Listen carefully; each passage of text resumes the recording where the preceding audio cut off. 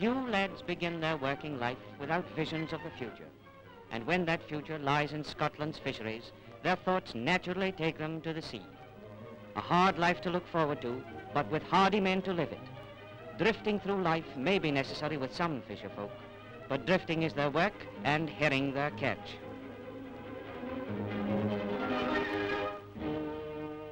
And what of his future boat?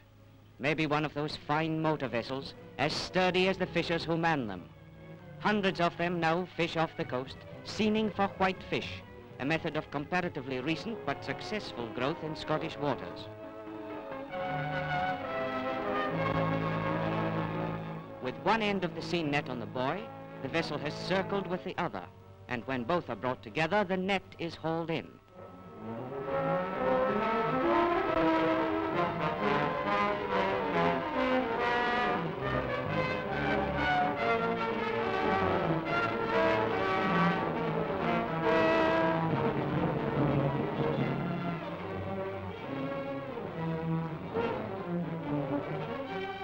It's a grand sight for these folk when the fish are released in such a moving cascade.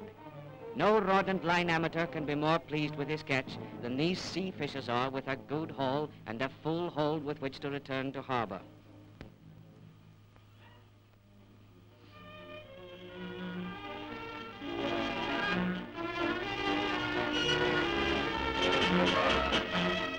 Fishing harbours are as numerous as this great industry demands, and with vessels crowding the quayside, gunwale to gunwale, a good herring catch is unloaded with almost feverish haste. The sales are good, and the markets demand what they have bought quickly.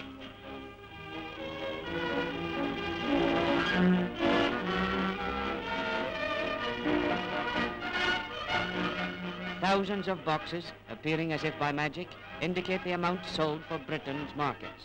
To the onlooker, the fishing harbours present an almost bewildering organisation. Everything is done so swiftly, yet with such little fuss. The fishing boats arrive, the fish is sold, packed and dispatched with amazing speed.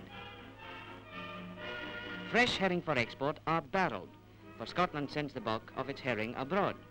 Over 500,000 barrels a year are required, and Scotland makes them. The coopers swell the barrels in water and then put them over a fire for shrinkage while they put the hoops on.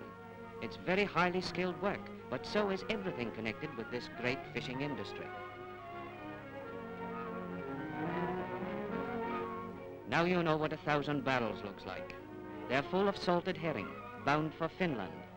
Fresh herring, of course, are sent only to the nearer European countries, the distant ones taking the salted.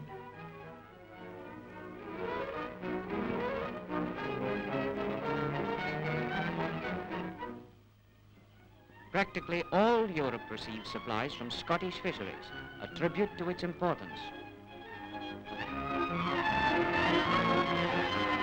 A herring's a herring while it's at sea, but after it's landed it can take on a new guise. Once it is split and cleaned, the herring is well on its way to becoming a kipper.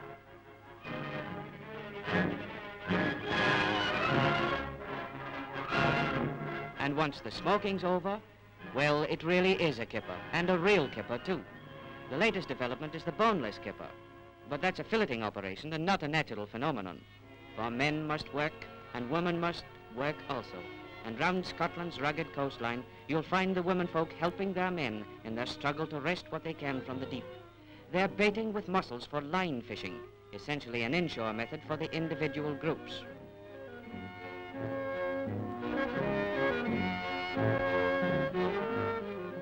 Typical coastline of the West, with almost every inlet housing its crofter fishers. Hardy, earnest folk who in their persistent courage symbolise Scottish fisheries. See the lobster entering the creel? It's quite a unique picture.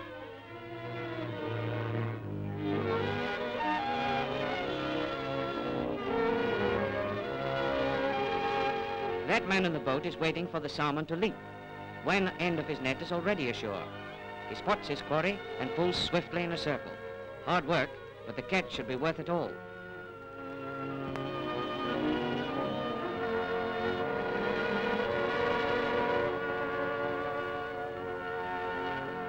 Well, you all know what Scotch salmon is. The whole world knows it.